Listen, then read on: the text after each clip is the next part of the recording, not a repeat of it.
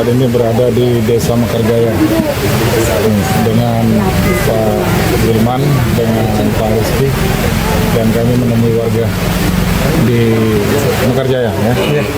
Desa Mekarjaya, Kecamatan Merapi Barat, Kabupaten Lahat, Kikim Barat, Kabupaten Lahat. Dan saat ini cuaca keadaan hujan. Kami dari Jakarta mengumpulkan warga yang ada di Desa Mekarjaya bersama Pak Badung, Pak Dan Ramil, kemudian Pol PP.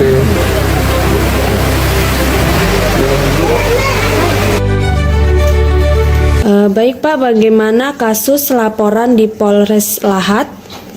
Baik, terima kasih ya rekan-rekan media. Ya, saya Iskandar Halim sebagai kuasa hukum dari Saudara Harun, warga Desa Mekarjaya, Kecamatan Kikim Barat, Kabupaten Lahat, Provinsi Sumatera Selatan, di mana kami telah turun ke lapangan menerima kuasa daripada klien kami, dan kami melihat langsung ke lokasi di Desa Mekarjaya bersama tim, ya kan.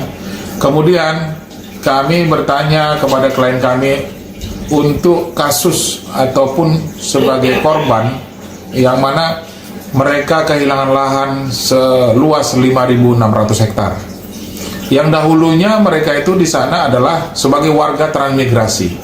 Akan tetapi ada dugaan seolah-olah oknum kepala desa ini menjual lahan tersebut, ya, membeli lahan tersebut dari mereka-mereka, kemudian dengan diduga menggunakan dana desa, dana negara, membeli lahan tersebut, dan kemudian kehilanganlah hak-hak daripada masyarakat sebanyak 300 kepala keluarga.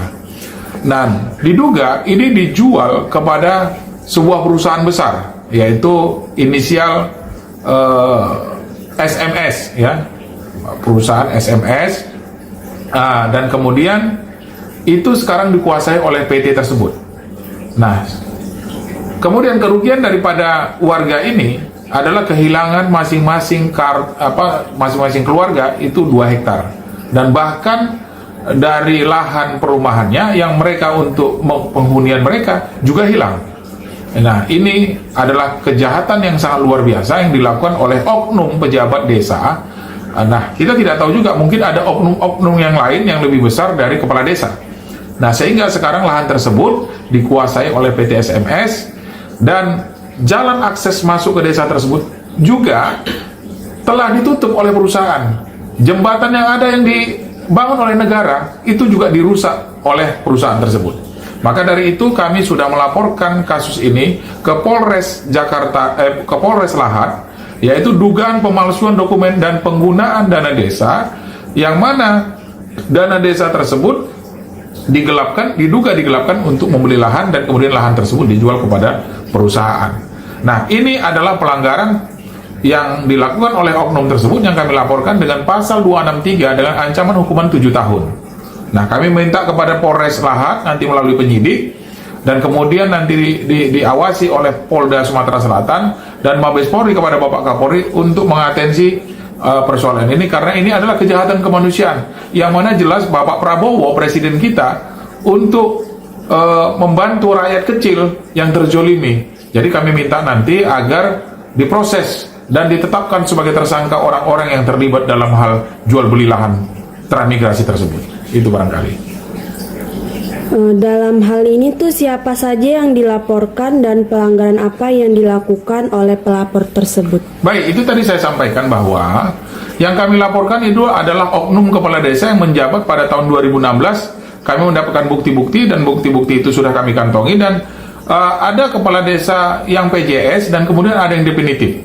Nah, itu mereka menjual dari seolah-olah oknum, ya, dari masyarakat, kemudian dibeli dengan menggunakan dana desa. Makanya saya katakan bahwa tadi pasal yang diterapkan untuk sementara itu adalah yang kami laporkan pasal 263 KUH pidana dengan ancaman hukuman 7 tahun, dan minta ini secepatnya diproses karena laporan sudah beredar, sudah kami laporkan ke Polres ke Polres Lahat. Maka kami mohon kepada penyidik untuk menindaklanjutinya, dan siapapun yang terlibat dalam hal ini harus bertanggung jawab, dan kami minta agar lahan tersebut dikembalikan kepada masyarakat yang sesuai dengan transmigrasi tahun 1982, yang mana itu tidak masuk di dalam HGU PT SMS.